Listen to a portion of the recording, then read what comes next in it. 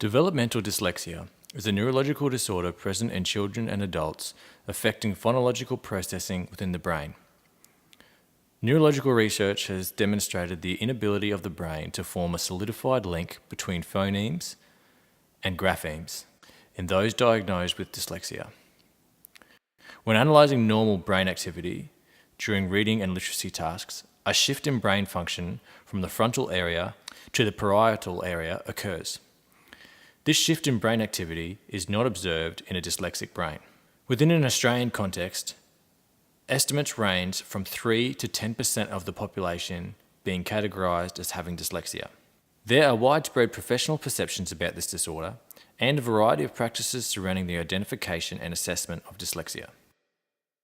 In recent years, perspectives on dyslexia amongst educational and clinical experts have shifted as a result of developing neurological research. Leaders in neuroscience research also recognise the importance of integrating empirical evidence from education circles in order to facilitate phonological development and subsequent learning opportunities for students with dyslexia. There was an emphasis in previous years on the link between a student's intelligence, that is their IQ level, and ability to decode effectively when assessing them for a dyslexia diagnosis. This discrepancy definition has been disproven, and experts now recognise that intelligence levels are not linked to this neurological condition. Other tests for cognitive function, such as working memory, may however be more useful for assessment. The current pathways for identification and diagnosis for students with dyslexia can be quite lengthy, even taking years to assess appropriately. The process requires months of documented observation of a student's learning progress, prior to a formal assessment being conducted by a specialist teacher or clinician. This process is known as the response to intervention model, and it's in place to formally address specific learning disabilities in accordance with legislation. There is not a one-size-fits-all or a universal dyslexic experience amongst learners, and this also can lead to confusion regarding assessment. With that said, the fundamentals teaching strategies that assist learners with decoding remain effective for students who have non-specific learning disabilities, as well as those with dyslexia. This is an important element for teachers to remain aware of. It's also important for teachers to be cognizant of the literacy cycle of learned helplessness, which can be very present during this lengthy diagnosis and assistive instruction period. Australian disability policy outlines a tiered system approach for appropriately providing learning opportunities to students with learning difficulties. The response to intervention model details a three-tiered approach for teaching, offering a range of instructive methods for students requiring varying degrees of assistance.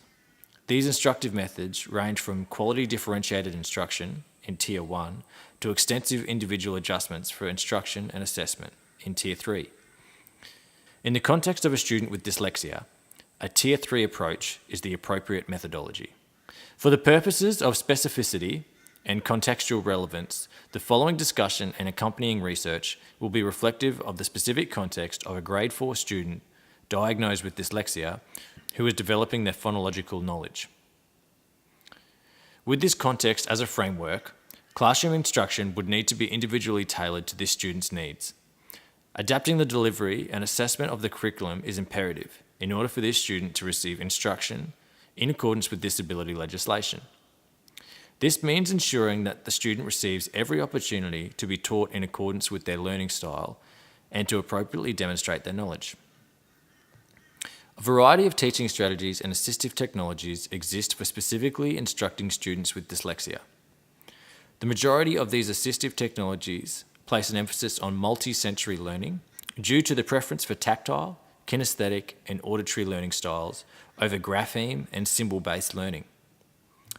Along with assistive technologies, one-on-one instruction that focuses on multi-sensory learning has also been found to be incredibly effective when teaching students with dyslexia.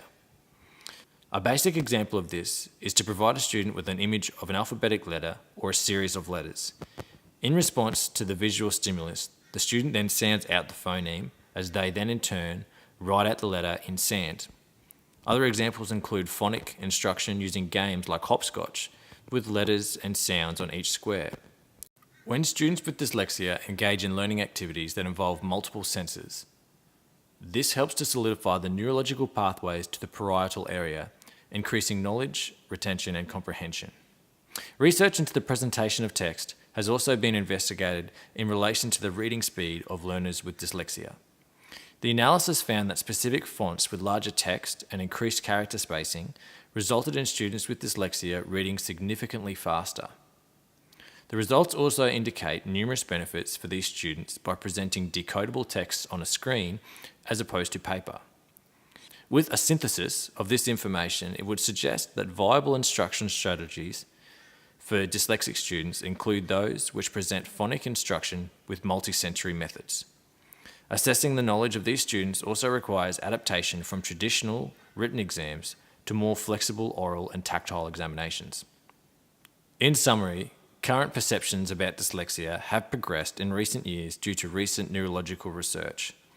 While some experts cite varying definitions and diagnosis standards as reasons for re-evaluating the term dyslexia altogether, the importance of appropriate education and instructional methods cannot be disputed.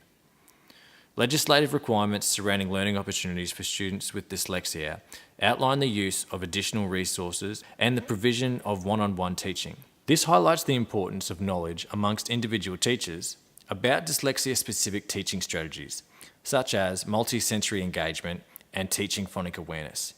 These multisensory games and instructional methods have a proven empirical basis and therefore are an effective choice for instructing students with dyslexia.